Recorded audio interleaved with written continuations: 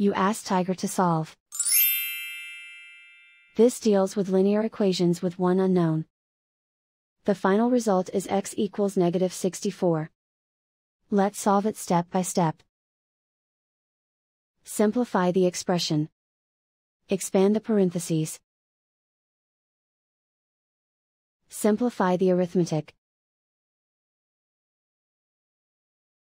Group all constants on the right side of the equation. Add 2 to both sides. Group like terms. Simplify the arithmetic.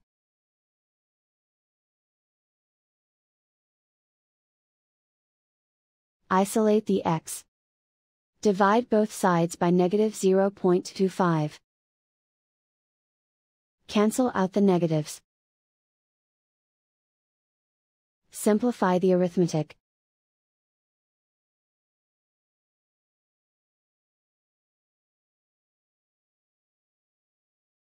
And so the final result is x equals -64.